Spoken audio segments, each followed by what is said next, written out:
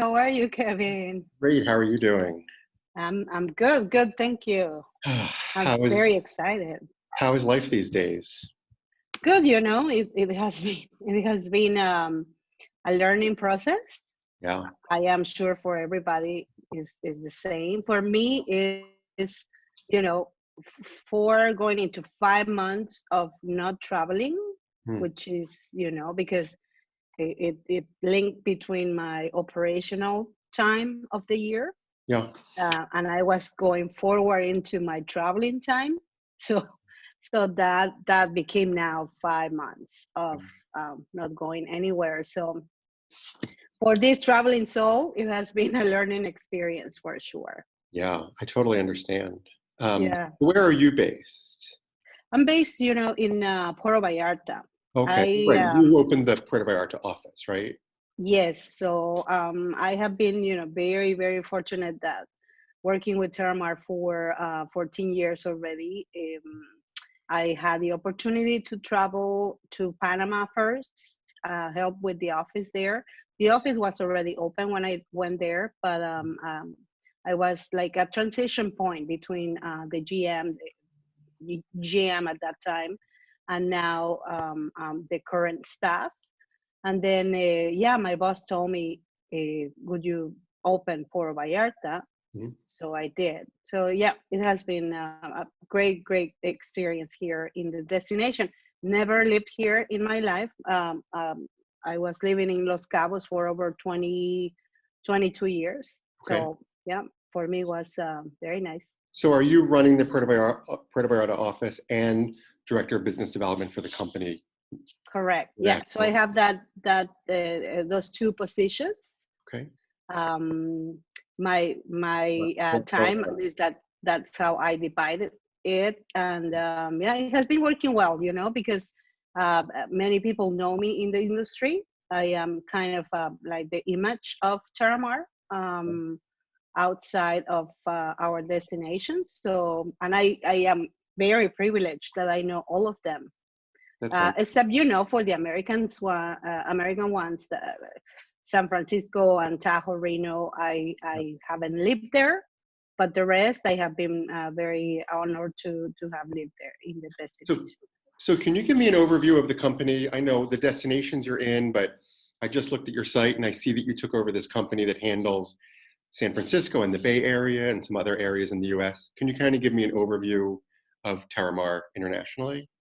Yeah, sure. So we have been in the market for over 26 years. 2020 marked the anniversary of the company in January. Hmm. We were born as a tour company in Los Cabos in 1994. Okay. Founder, a Canadian lady that was very visionary. She had the idea of opening only a tour company, a transportation company.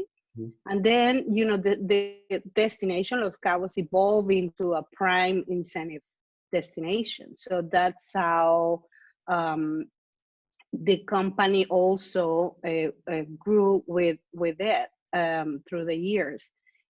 We became pioneers of Los Cabos. We were very focused on that area for many years. I want to say maybe 12 years or more. And then the company got purchased in 2008 by a family, a young guy, very energetic, a very positive person, was my boss, Sonny Irvine. He purchased in 2008. Also, I was just thinking about it in the middle of one of the big, setbacks in our industry, which was, of course, the recession at the time, and then the influenza, the virus, the swine flu. Right. So he got it into these conditions. We were very resilient and moved forward. And then he opened the office in Panama in 2012. So we were now in two destinations. And then naturally, our clients started to ask us where else we could be based. And we did some programs even though we were not based in those. So Cancun followed, and then Puerto Vallarta. And now, the companies in San Francisco, Lake Tahoe, Reno, he purchased. They are existing companies. Cap and Graham has been over 40 years in San Francisco and the Bay Area, and then Destination Tahoe, which Okay. is the other DMC. Wow, Yeah, it's so really that's growing. how. So Terramar is really growing. Yeah, Really and that's international how we growing. want to happen. Yeah. So can you give me a sense of what's happening in Mexico with the quarantine and I mean, I hear a little bit from a friend in Cancun, but what's going on in the other resort towns? Is everything shut down? Yes, we have been following what is the similar to the CDC. We have one in Mexico, and there have been several similarities in terms of shutting down certain destinations, non-essential traveling, non-essential activities. Okay. So even though the governors of the different states where these destinations are have authority on their own states, they also have been following our CDC. So that happened first with Puerto Vallarta. Here I have to say the governor called for a closing of non-essential activities right before March ended. And then, of course, everything started to shut down. Restaurants and hotels. There are still some Airbnbs and small hotels that are open. But as of today, just today, yesterday it was announced that now stay in place, as you call it in the US, is mandatory here in the state. And then in Los Cabos and Cancun, they follow pretty much the same. They try to stay open. Several resorts wanted to just keep business going until, all these regulations started. So they're pretty much in the same state. Most of it closed for tourism in general, not even for, local tourism. So have you seen any hotels close yet permanently? Anybody go out of business yet? No, okay. Fortunately, no. We have been following, and we have a great correspondent in our colleague Michelle. Michelle is an American that has lived in Los Cabos. She's one of our senior sales managers, and she has been traveling back and forth for personal purposes, into Vermont. But now right now she's there. She has been there for more than a month. So she's our correspondent. She does all the research on what's going on in the States, how the market is behaving, what's the impact, into what is happening there, and what could be over here. So we haven't had any closing for good. Restaurants are still hanging there, even though the big activity companies, as you know, there are some big ones in each destination, and they are, standing still. So we're happy to report that. I know that even a DMC relies on a lot of small businesses in destinations for transportation and tours, and I wonder what the impact is going to be on some of your suppliers as this goes on. If this goes on for a month, some of those are probably going to have to close down. They have correct. And it has been hard for everybody, as you know, this is a chain.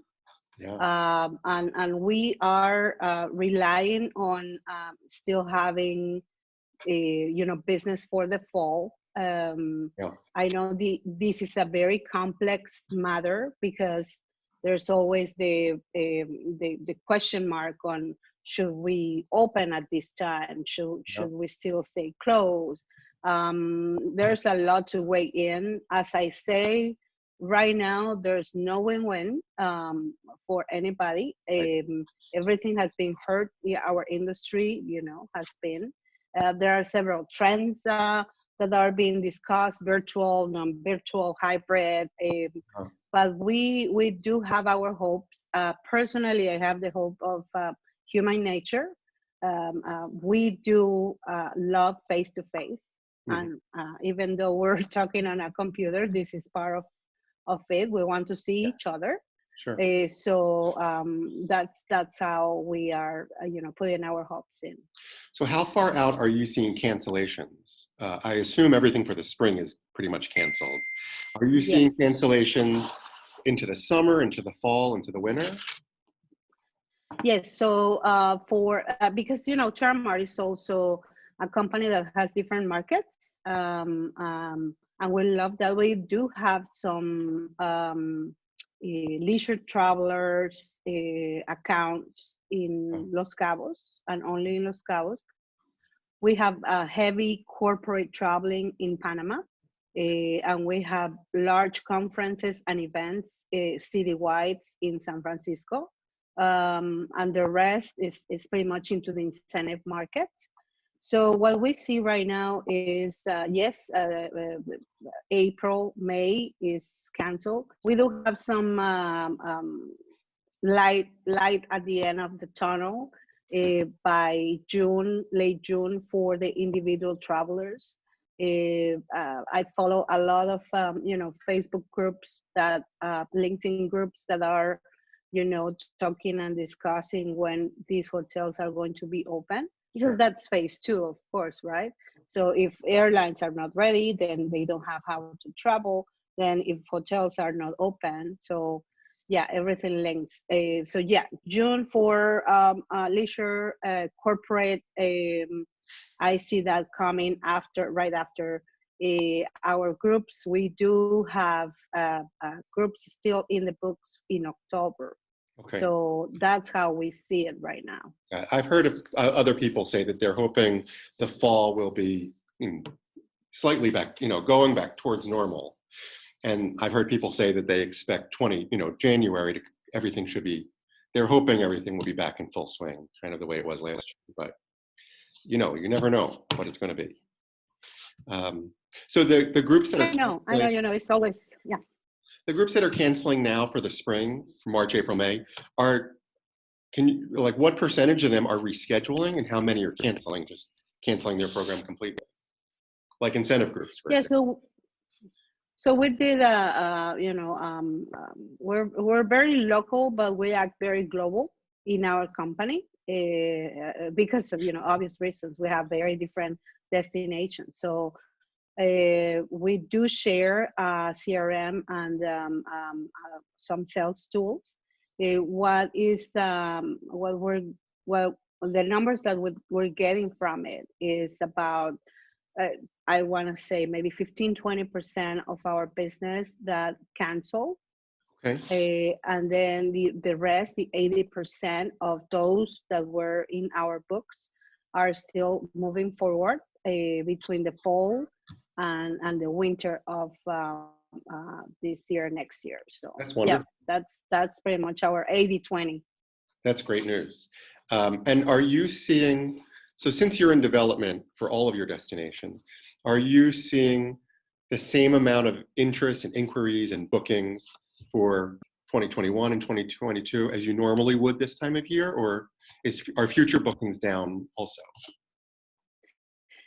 Definitely our clients are still waiting. Okay. I think that's the trend that we see. Even though we have been, in contact with many of them, some site inspections are on hold right now. Sure.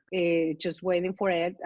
We have some large accounts that they have been, because that's the other thing that is in place is, and that many of them are even furloughed or laid off also from their own companies. Sure. So they are trying to wait until June to start resuming the plans that were on the books. So yeah, I see more action coming in the following months. I don't see like much moving in May. I see. So yeah, so that's the way I'm trying to stay positive on maybe not seeing this being the time to get ready. Yeah. And for us at Terramar, we have been now working in something that we never had the time to do, which is refresh and redo many of our processes and proposals. Okay. Because we were always busy. Yeah. And because my season wasn't the same as San Francisco or Taho or Panama, we were always trying to find the right time to do things. So now is the time. So Right. we have been super busy with refreshing our proposals and our ideas. And yeah, so that for me now is time for preparation, getting ready to May and June. Got it. So I guess when the restrictions are lifted, hopefully in the summer or in the fall, by the fall, not only will you be busy with programs, but you'll also be busy booking all the 2021, 2022 events that have been on hold for these few months. So you're going to be swamped later this year, hopefully. We're really looking forward to it.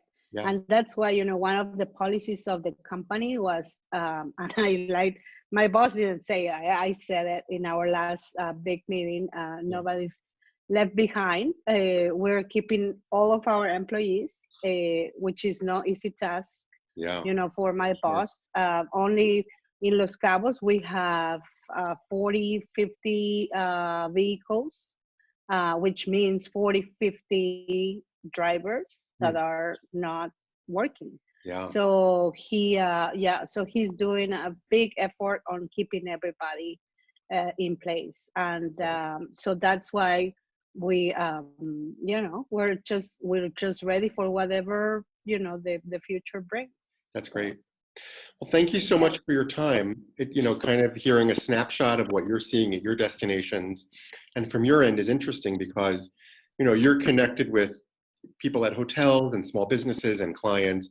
You really have a big, a large comprehensive network, to give us a sense of what's going on in all of these places at once. So I really appreciate your time and hope things, we all hope things bounce back sooner rather than later. Yeah, no, and one thing that really resounded me just as a comment to you is the value of the DMC, the power of the DMC right now for me is we're here. We know exactly what is going on with the hotels, with the restaurants, with the vendors. And I know that you are a big supporter of destination management companies. Definitely. Which we appreciate very much. So many of the questions of planners are, is this opening? Are they doing well? What is going on? So this is, I think, the time for DMCs to prove their value. So I truly appreciate that you took the time to have this little chat with me. It Absolutely. Was really, really exciting. I wouldn't do a trip in Mexico without a DMC. I mean, I could do a trip in San Francisco without a DMC, but if the group was over 30 or 40 people, I definitely would use one. But I wouldn't do a trip of any size in Mexico without a DMC because I just don't know the restaurants and the hotels and the changes and the bus companies. And, your teams there know everybody and they know who to use and who not to use. And that'll be even more important after this pandemic is over because some companies and some restaurants probably won't be the same as they were before. And you'll know, what to adjust and what needs to be changed. So exactly, yeah. We'll be a good so this is the time. Yeah, totally. Right. Thank you so much. I really appreciate your time. Thank you, Kevin. We'll talk soon. I hope you have a great week, of cooking and planning and do gardening and anything in between. None of those. I have a 1-year-old and a 5-year-old.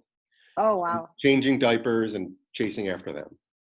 So we have something that may help you. We develop a little booklet for kids to color, with images of the arch and the ocean in Cancun and things like that. So I'll be sure to send it to you. Thank you. I appreciate it. Okay. All right. Thank you so much. Have a great day. You too. Thank you. Yeah, bye. Bye.